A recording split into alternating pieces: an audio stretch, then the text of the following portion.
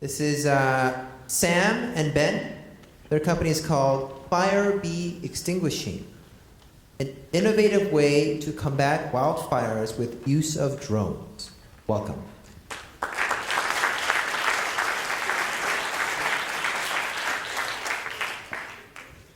Hi, we are Fire Bee Extinguishing Systems.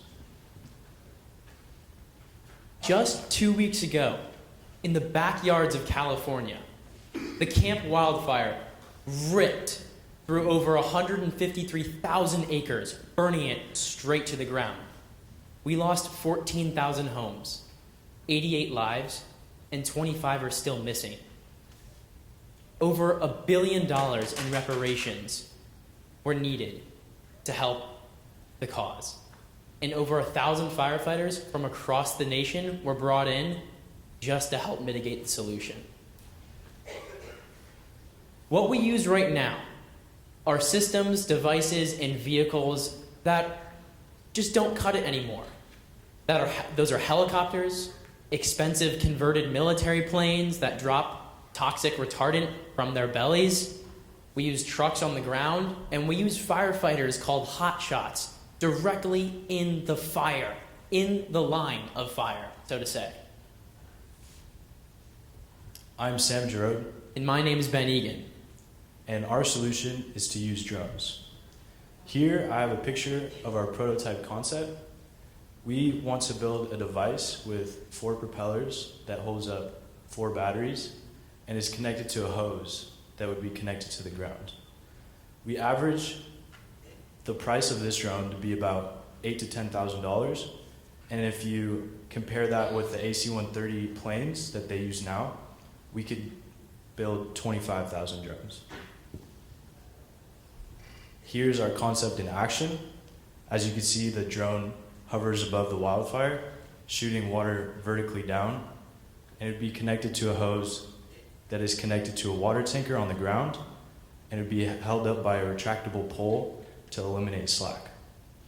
And keep in mind, this system is directly from the drone to the water, back to the drone to the fire. This eliminates the use of toxic chemical retardants that destroy waterways on contact, ruin agriculture for years to come, and pollute our beautiful national parks and forests. So, what we're here for today is $15,000 for 15% of our company. That means we value ourselves at about $100,000. This is for prototype development and testing, guidance and insight, and direction of our company, and further suggestions on how we can become the best there are. On top of this, we pledge 10 hours to either a CAL FIRE team, a CAL FIRE office, a local fire station, or a Habitat for Humanity program that I did this past summer, where I built 2 houses for families that were affected by fires, and we would go do this in Mount Shasta or anywhere else that's needed. Our goal is to save time, save money, save land, and especially save lives. We are Fire Bee Extinguishing Systems, and our drones are the future of wildfire mitigation. Thank you.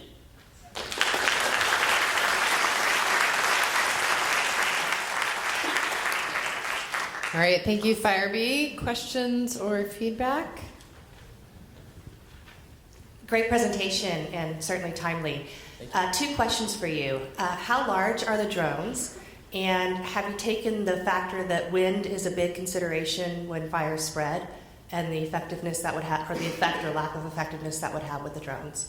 So to answer that question very quickly, we did some research on drones that are used in the X Games that are used for ESPN and for other sporting events. And those drones have about 8 propellers. They're very large. They hold very expensive cameras, and they cost around $13,000.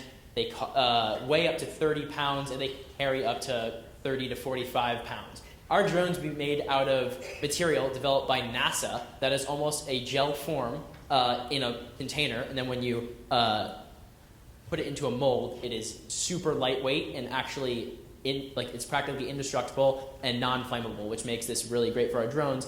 And then on top of the wind factor, like you were saying, an issue for these helicopters is that the only way for a helicopter to stay up is for air to be pushed under and then pushed back down so the helicopter can stay above, right? But what does a fire do? It sucks air out of the air. So that's our greatest concern with putting manned vehicles in the air and putting our pilots at risk. Instead, we can put lightweight drones carrying water through a hose, not in a bag, that are constantly spinning their propellers, and they won't fall out of the sky.